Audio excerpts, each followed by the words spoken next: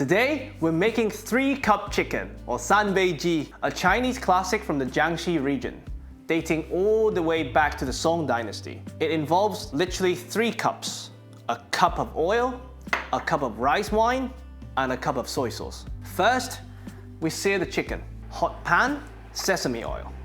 I cannot stress enough that you need to buy plain sesame oil, not toasted sesame oil, because they have very different flavor profiles and very different smoke points. If you use toasted sesame oil, it will burn. If you can't find regular sesame oil, use peanut oil, use vegetable oil. Once the oil is shimmering a bit, we add the chicken thighs. I would use thigh meat for this dish just because they could take on longer cooking without getting chewy. If you use the whole chicken, you have to mother the chicken breast to make sure they don't overcook. We didn't season the bird because we're going to add the soy sauce, of course. When you watch a lot of Chinese chefs cook, they add the aromatic elements like ginger, garlic, chilies before adding the meat. Because in most Chinese cuisines, they chop up the meat so fine that it needs very little time to cook, brown, and render. If you're using chunky pieces like me, I would always recommend that you cook the meat first. Give the meat time to render out the fat and to brown, and then you add your aromatics. I always assumed this dish was a stew. That's why it took me a long time to cook it at home, because the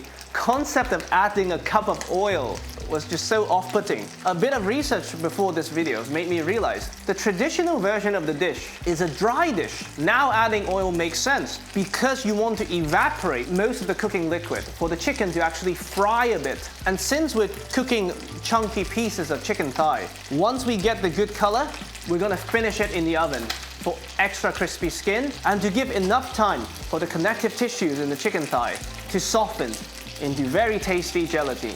It takes about 7-8 minutes normally for most chicken to render out their fat and to caramelize. So if you're using a casserole dish like me, if it's sticky in the beginning, it's completely fine. Just give it time to render, and once it started to brown, you can flip it quite easily. Wonderful caramelization.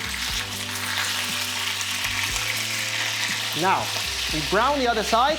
This is when we can add the aromatic. We have some ginger, lots of garlic, and this is optional, some dry chilies. I was doing some Wikipedia research, and apparently dishes from the Jiangxi regions are almost always spicy, so a bit of dry chilies.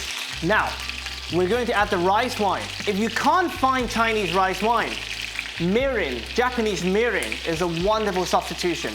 It adds sweetness to the dish. If the pan is sizzling hot, you want to lower the heat a tiny bit before adding the other 2 cups for it to not splash, so be very careful. You give it a tiny bit of time to evaporate the alcohol, to concentrate the sweetness. Now you have to be careful with the heat because of the sugar content. So be on the safe side. We're gonna brown the skin in the oven anyway. It's amazing how little time the aromats need to release their flavors. Immediately, because of the mirin, we almost have a syrupy texture. And now, the 3rd cup, the soy sauce. This is 50-50 dark soy to light soy. If you only have one, use light soy sauce. The dark soy sauce is mainly for the color and for sweetness. It looks like we're adding many cups, but because this is going to be a dry dish, we're not gonna mop up the oil and the soy sauce and the sugary mirin. We're just gonna eat the chicken. And now this goes into the oven at 180 fan for about 30 minutes, or until the liquid has mostly evaporated. I would start checking on it after 20 minutes just to be on the safe side. I'll see you then. After 30 minutes, it smells incredible. Let's check on our chicken. This is perfect. It has the crispy skin. Oh my God. The wonderful dark color from the soy sauce and the mirin, and it has taken on all the aromatic flavors from the dried chilies, the ginger, the garlic. This is brilliant. Optional garnish. I'm sure it didn't exist in Song dynasty. We're adding some Thai Basil because it's just so tasty with this dish. By the way, during cooking, if at any point all the liquid has evaporated, but the chicken's not yet brown, it's okay. Just add a tiny bit of water to it. The Thai Basil, they really balance the dish. If you don't have Thai Basil, slice some scallion, or if you like coriander, use a bit of coriander. It will be equally amazing. This is 3-cup chicken, Sanbeiji. I really hope you enjoy.